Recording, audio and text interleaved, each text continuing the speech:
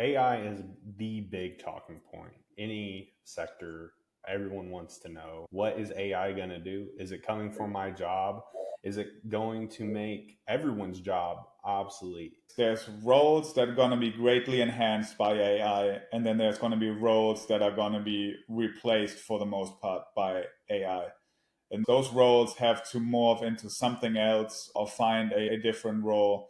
And I think the repetitive, what we call tactical procurement tasks, are going to be replaced by AI in the next 5 years. I have no doubt about that. There's no reason for an individual to set up and send out POs, set and analyze reorder points, follow up on invoices, all the tactical, minuscule tasks that are done today gonna be automated to a 90% degree, where you might have somebody in the end, a human, double check and just click approve to make sure it's done right. But in the end, AI is going to be much better at that. They're not going to make mistakes. They're not going to miss anything. Nothing is going to slip through the cracks. So AI is just going to be much more efficient at that than we are going to be.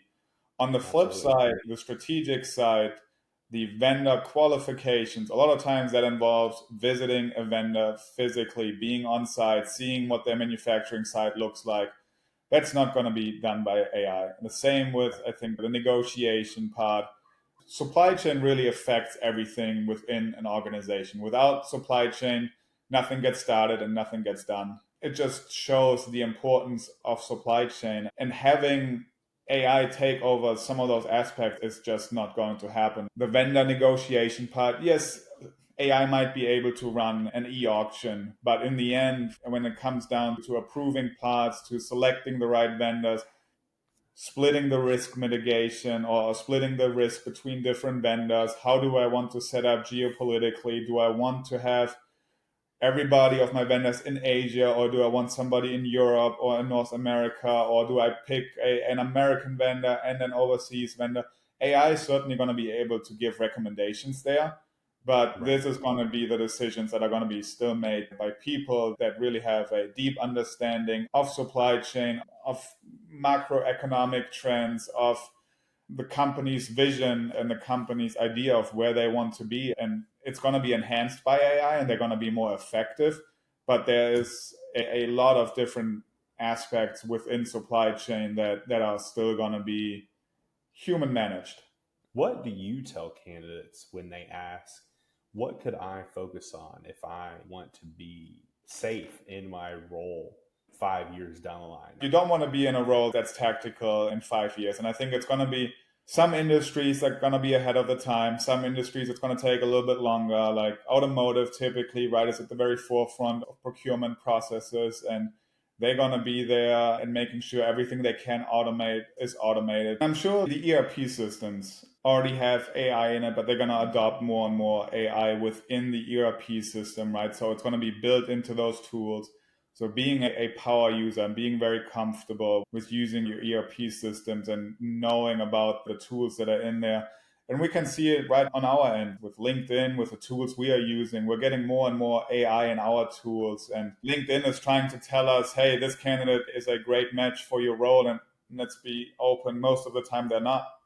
Yeah. There's still a lot to learn, I think, for AI before it becomes really relevant in some of those more creative tasks, right? Like we have evaluating a candidate against a job profile. It sounds like it's a fairly straight up process, but I've come to find that it sets recruiters apart. Like people who can really look at a resume and a profile and say, this person matches what my client is looking for, is really most of the time what sets a recruiter apart, besides the ability to connect with human beings. To this day, I've not seen an AI tool that can match it. Besides just looking at the skills and what's on there, I think there's a lot of implied meaning when you look at it. When you see candidates hop jobs every 2 years, when you look at it, okay, it was 2020. You can explain it more because COVID was happening. So maybe I'm okay with that. How are we using AI in our conversations with our clients to help them craft the best profile for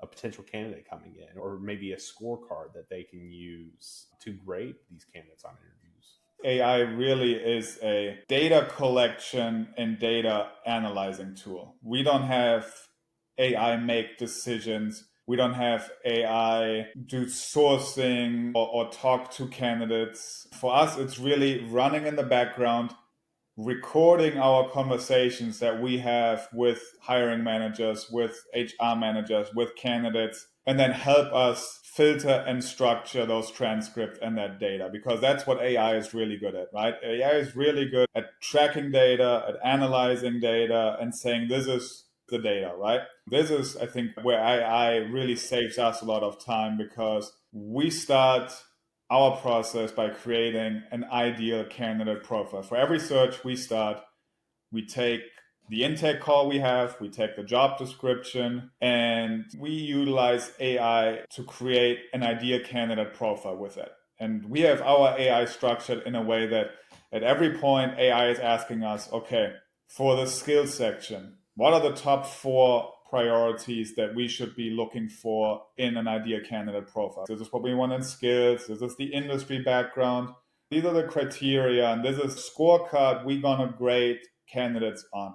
So when we talk to candidates, right, if I talk to somebody today and then I talk to somebody again 3 days later about the same role, if I don't have that, my questions might have shifted, right? Because that's just, I've talked to 10 other candidates in the meantime about different roles.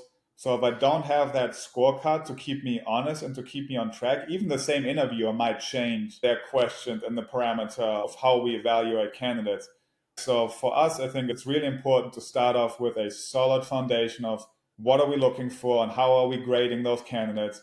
And I think right on the flip side, that's really helpful for organizations to have, because they have multiple people interview candidates. And if the team internally isn't clear on what do we want from this role, and the VP of operation thinks they really need somebody to help them with logistics, but the supply chain director thinks logistics we have pretty much covered, so we really need somebody to help us with demand planning, then we're going to send over candidates that one of them might find really great and the other one thinks we missed the mark, just because internally we didn't have the alignment of, okay, what are our criteria to evaluate candidates? And that's something we run in often, and I think we've started to give that scorecard an ideal candidate profile, share that with our clients, have them write off on it, have them approve it and say, yes, this is what we're looking for, and kind of share that internally. So when we go through the different interview stages, companies have that consistency when talking to candidates to make sure everybody is on the same page.